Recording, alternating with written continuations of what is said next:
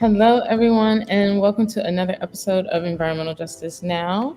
My name is Leah Jones, and I am the organizing coordinator and water justice organizer here at Virginia Interfaith Power and Light. Before we get started today, I'd like to do a very brief land acknowledgement as usual. While we are on a video call and many of us are gathering from different places, it's important that we do remind ourselves that we gather on the unceded land of the indigenous peoples. I am joining in from so-called Richmond, Virginia, and I am on the land of the Powhatan and Chickahominy peoples. So if you are unsure of whose land you are on and you would like to find out, you can always visit native-land.ca to check it out.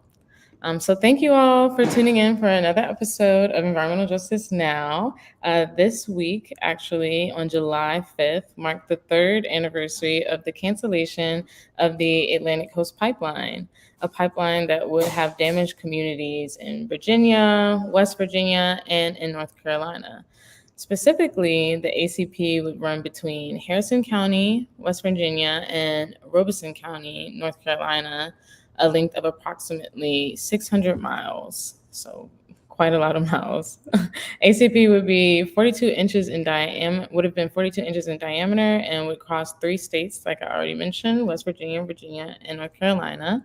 And it actually is included in the Freedmen's community, or within that, in Virginia, it included the Freedmen's community of Union Hill in Buckingham, Virginia.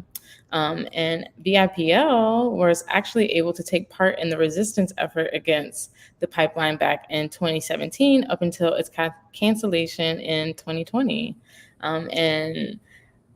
To our benefit, Kadesh and our executive director, Faith Harris, were actually able to be a part of this fight with VAIPL and have joined us on the show today to share more about their experiences. So thank you all so much for being here today. It's awesome to have both of you. How are you doing? Hi, Leah. Thanks for having me. I'm doing good. I think it's really nice to kind of go down memory lane and talk about, a great achievement for all, Virginians, but also all the communities alongside the pipeline. Absolutely. How are you, Faith? I'm fine, and I'm glad to be here today with you. And I also am excited to be here to kind of go down memory lane and to remember all of the good work that we were able to do and the friends that we made throughout this work, and just to kind of reminisce about how important it is for communities like ours and people like us to be involved in what's happening on the ground with the folk that we know need support and encouragement, and let them know that we're on their side. So I'm happy to be here today. Awesome. Yes, I'm so grateful y'all are on today. I'm excited to hear more about the resistance fight against the ACP, especially through you all's eyes, considering I wasn't quite at V or with VIPO yet. So I'm excited to hear what you all have to share about your own memories. And I know I briefly just touched on the Atlantic Coast Pipeline and exactly what it is and where it went through. But Kadesh, would you mind sharing? Just starting out a little bit more about the Atlantic Coast Pipeline. Absolutely. To expand on the background you gave, Leah, the then proposed ACP and now canceled Atlantic Coast Pipeline, ACP, is a 600-mile pipeline that will cut through West Virginia, Virginia, and North Carolina, carrying frack gas. The pipeline would have contributed to the problem of climate disruption and pollution, and it was a grave threat to the land, water, health, and the safety of those living alongside the proposed route. And an analysis of the ACP's estimated greenhouse gas emissions by Oil Change International and Bold Alliance showed that the pipeline could have devastating impacts on our climate. And the Atlantic Coast Pipeline would have been responsible for nearly 68 million metric tons of climate pollution annually, which is equivalent to 20 coal plants or 14 million vehicles. And so the Atlantic Coast Pipeline also applied to build one of the largest compressor stations in the US in the 85% African American community of Union Hill in Buckingham, Virginia. This decision was an example of environmental racism, which is defined by the Energy Justice Network as the disproportionate impact of environmental hazards on people of color and low-income communities. So the 54,000 plus horsepower powered compressor station site is surrounded from as close as 100 feet away by land owned in the majority by descendants of formerly enslaved people. Union Hill is a historic freedmen's community. So the compressor station would have used gas-fired turbines to keep the methane gas in the pipelines pressurized and moving, running 24 hours a day. Compressor stations cause consistent noise and emit a varying level of toxic emissions based on the pressure changes and maintenance-related releases of pollution. So this includes volatile organic compounds, particulate matter, leaking, and accidentally venting methane, a powerful greenhouse gas. All of these chemicals would have had devastating health impacts to the landowners living 150 feet away. So VIPO resisted the decision to site the compressor station in Virginia's former plantation lands. It is absolutely counter to our faith values to cite this source of pollution and any other sources of pollution similar to this compressor station on land surrounded on all sides by different populations, and that specific population for Union Hill was 85% African American, historically community founded by the formerly enslaved people of Union Hill in Buckingham County. So that's just a quick background on the specific site that we were organizing around. And yeah, so Thanks for sharing, Kadas. That was super helpful. And I think painted the perfect picture of a textbook case of environmental justice, which is why I feel like the story of the ACP and the resistance of the fight is really powerful and is actually really encouraging to know that there is hope when we're fighting against these various injustices. So, speaking more on that resistance end of things and the effort of frontline communities within Union Hill and Buckingham County. Faith, would you mind maybe speaking a little bit more about that effort to cancel the pipeline project? Sure, I'm happy to do so, Leah.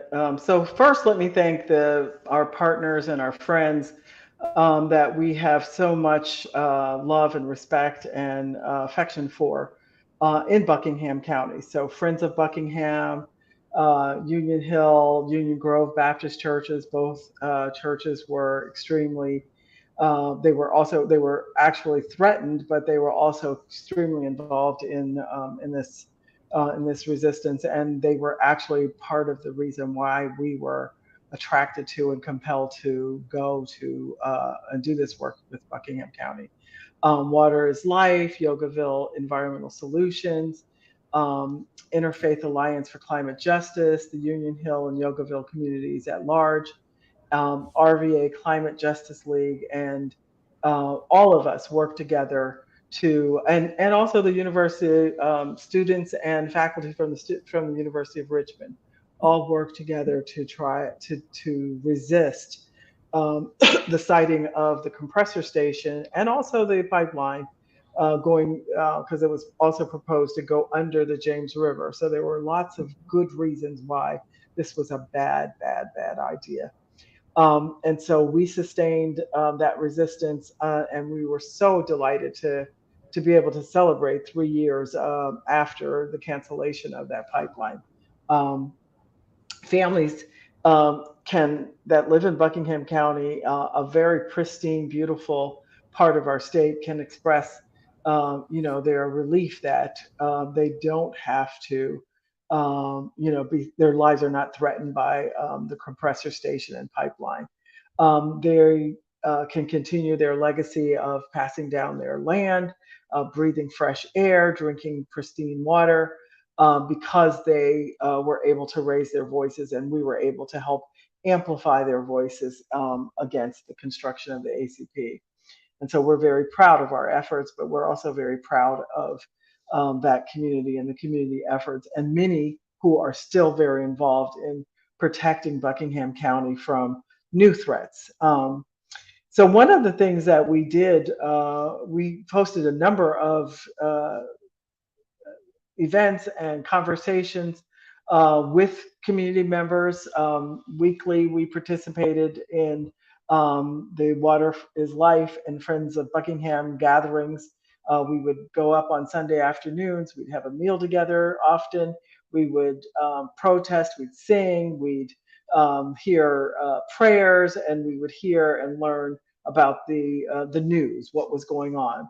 Another event that we planned and were able to lead, bringing it was a religious fact-finding delegation. We brought clergy and leaders, faith leaders from around the state to Buckingham County. They traveled there.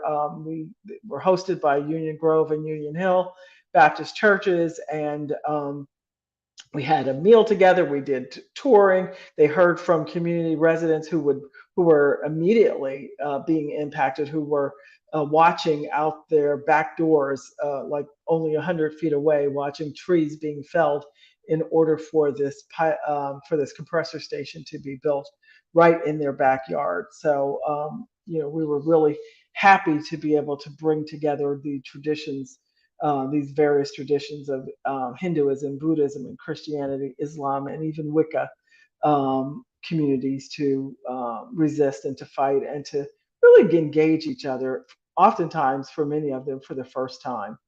And then we were really happy to participate in, we were instrumental in developing what we call a concert of prayer the evening before the decision by the air board to whether they were going to provide an air pollution permit.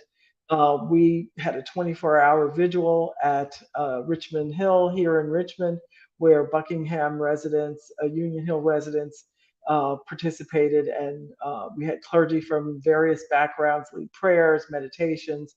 We sang together. We learned of the history of Buckingham County. We spent a great deal of time together preparing the residents for whatever the answer would be or the decision would be the next day for the air board meeting. And so we were really happy to be able to participate in that. And we believe that it helped to strengthen that community and give them the resources and the resolve that they needed to continue to resist. And then, of course, we had the Circle of Protections weekly. And then, but our biggest takeaways, I would say, oh, I'm sorry, I'm going to let that question go to Kadesh. But I guess I will sum it all up with the one thing that I think we took away from all of those experiences and the events that we were able to host was the sense of community. We were able to develop a really lasting and deep relationships with people in Union Hill that continue to this day. And we're excited to see that they continue to do their work, protecting their land, their water, their air from even new threats coming from other kinds of industry, polluting industries. So we're really happy to be able to say that we stood with Union Hill and Buckingham County throughout this process. Thanks so much for sharing, Faith. I think we actually have a really beautiful video depicting, or I guess rather, a wrap up or highlights in a way of the concert of prayer that you all were able to conduct alongside all of your coalition members out there in Union Hill and Buckingham. So I think we can go ahead and play that.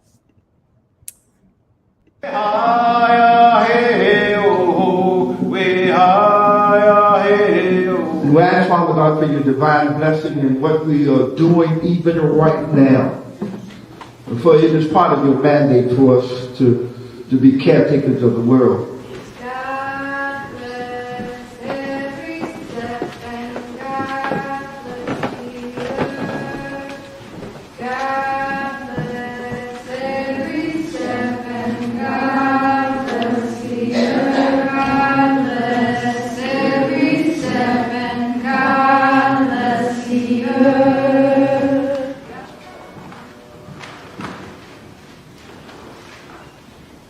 Save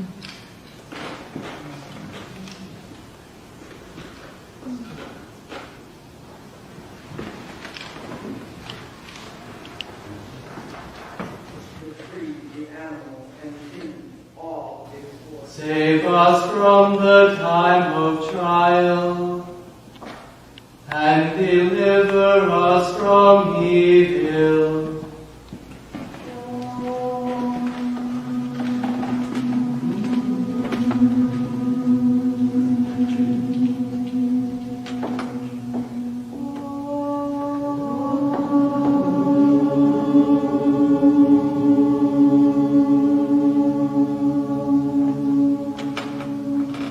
Mother Nature is my mother.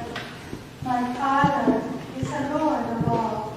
The plantation ledger of Colonel Thomas Mosley Bondurant, who was the plantation owner whose network of plantations included Variety Shade, which was the name on the deed sold to Dominion for the location of the compressor station. So now we are going to take time to honor those people whose names are just an entry in a farm ledger under the title Stock. Variety Shade slave name, Thomas Mosley Bondurant Farm Legend. Aaron, born 1820. Reuben, born 1800. Willis, born 1849. Esau, born 1833. And Rachel, born 1814.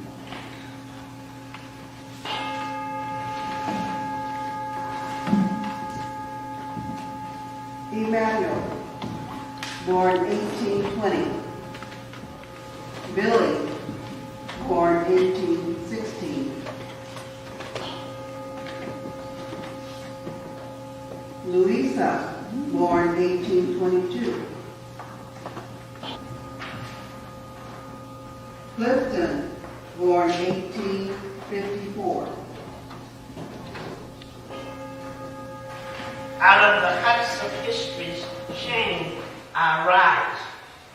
Up from a past that's rooted in pain, I rise. Humankind, no matter how powerful, cannot take away the rights of the earth.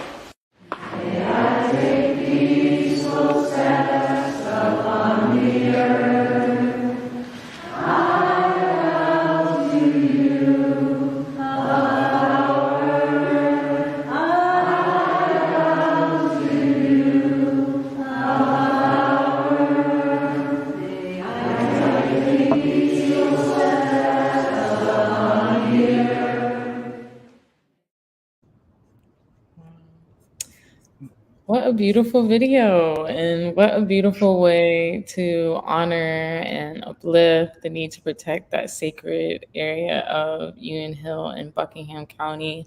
I'm so grateful that we have that and able to share, and we're able to share that here with everyone now.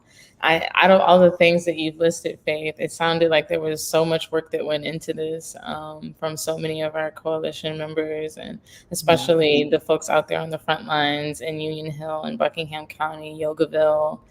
In all of this effort, what were some of both of y'all's biggest takeaways?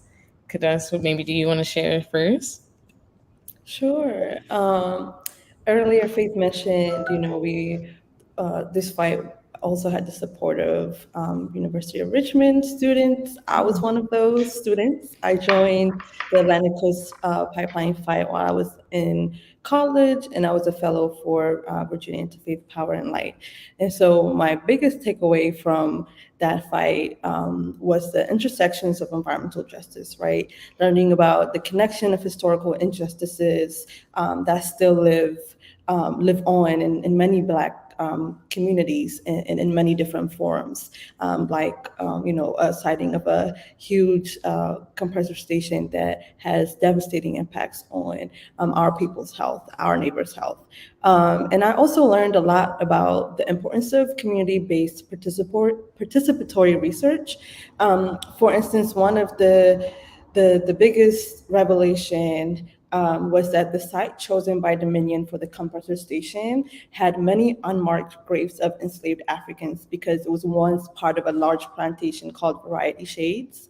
And this was not in the cultural and resources report submitted by FERC to FERC by the Atlantic Coast Pipeline.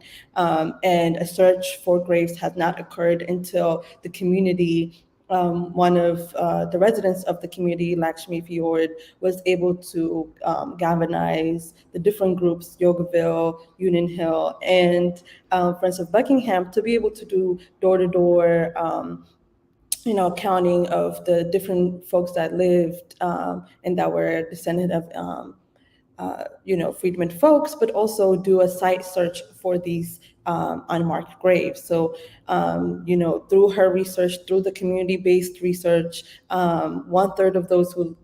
we found that 1/3 of those who live near the proposed compressor station were, are descendants of freedmen slaves. And this was determined by, self-reporting and door-to-door demographic study of 99 homes around that compressor station. So that really was an eye-opening moment for me, and something that I will always remember with me, because, a lot of times it was a reassuring moment to say that we have to tell our stories, right? If we want to make sure that our communities are thriving, the industry that's always segregating our communities are not going to tell our full stories. There was a reason why the fact that this land had a cultural and significance and historical significance was omitted, because it would have stopped the pipeline, right? But that was omitted for that purpose. So I think just recognizing and keeping our history and making sure that our stories are told from start to finish is important. Yes, our stories are valuable and have power to make meaningful change, which is why they try to stifle it as best as they can, I feel. What about you, Faith? Is there anything you would like to add, especially maybe from your perspective as a faith leader? So yeah, I think one of the things stemming even from and piggybacking on some of what Kadesh said, I think uh, the takeaway about one of the first takeaways is just how important knowing and being part of a community, being civically engaged and knowing who's in your community.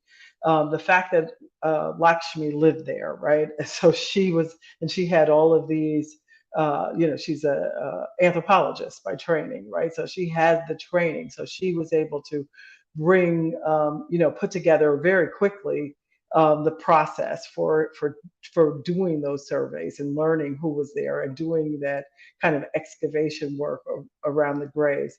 And so it really points out how important it is to know your neighbor, right? To know who lives there. And I think for African Americans in particular, that recognizing that so many of us live day to day, kind of with an attitude or really a sense of being spontaneously generated, like no history. We just appeared here on in North America on Turtle Island as our native and indigenous friends, um, you know, name it. But the truth is we have a history, we have a long-standing story, and we were part of this, the building of this nation, the construction of this nation. We have been here since the beginning, and so we do have those roots, and so we have reason to be not just proud, but also we have reason to resist and to fight when people come for our communities. We this was hard fought and worked for land. that had been passed down to this community, right, and to these descendants. And it was within, a few years what it could have been taken away. And I think that was a major lesson that all of us need to recognize, right? First of all, knowing our history, learning our history, but secondly, learn who lives next door to me. You know, who are the people in my community that where we can draw upon, our shared knowledge and experiences to actually protect, but also make our community life better. And then I think from a faith perspective, we worked with, Pastor Paul from Union Hill, and he was pastor of both churches at the time, Union Grove and Union Hill. But I think we were able to bring together such a wonderful. I was talking to someone earlier today, and I said, when we have these conversations with other faith traditions, we are actually creating heaven on earth, right? We're actually creating that, bringing together like all of the knowledge, all of the experience, all of the wisdom, all of the goodwill, to do good work here. And I think that makes me so excited. And inspires me and keeps me doing this work. Sometimes it's disappointing and discouraging, because we have to deal with policy that sometimes doesn't go our way, and we have permits that don't go our way, and we have lots of negative outcomes. But the thing that keeps me going and makes me want to continue this work is that we get to build community with people who are really just looking for what does it mean to be a community. And I think that is exciting for me. And so those are the main takeaways, but also that, if we persist, we will win. And so I think the other thing is, like, what can we take away from this experience that will also help us with, the supporting the work of resisting the MVP now, right? The Mountain Valley Pipeline is also threatening communities, not only freedmen's communities, but rural white communities and indigenous communities, and just all of us, because it will impact our air and water quality. And so we do need to continue the fight and take the lessons learned here, to help others as well. So I'm excited to continue this work, and I'm really excited that we can celebrate 3 years of the Atlantic Coast Pipeline cancellation. Definitely. I feel like this celebration and of the 3-year anniversary of defeating the Atlantic Coast Pipeline and just walking down memory lane now, I think is just truly a source of hope and inspiration as well. Like, as you mentioned, Faith, as we continue to try to defeat the MVP, and all the other long list of environmental injustices that actually even exist just in Virginia here today. So I think this is just a really awesome example, beautiful example, I think, of community power and pooling together of resources and knowledge, but also pooling together of energy and strength, finding strength within one another, to have a win in a real way, which we may not often see a lot, unfortunately, with the way that our systems are set up and our governments try, and entities like power corporations and compressor stations and all the other sorts of things try to stifle. So I I second everything that has been said today, and thank you guys so much for sharing your experiences with us today on the show. It has been truly lovely, and yes, thank you so much. And I look forward to what we're able to all accomplish and hopefully, as a community, pulling together resources and knowledge and all the amazing things that you both touched on today, for the future. So with that being said, I'm going to go ahead and close out. And as usual, you can keep up with Virginia IPL, everything that we're up to, by joining our supporters list if you haven't already. And as usual, we'll be back same time, same place next week, on Environmental Justice Now. Thanks again, Kadesh and Faith. It was great to have you on. We'll see you again soon. Thank you.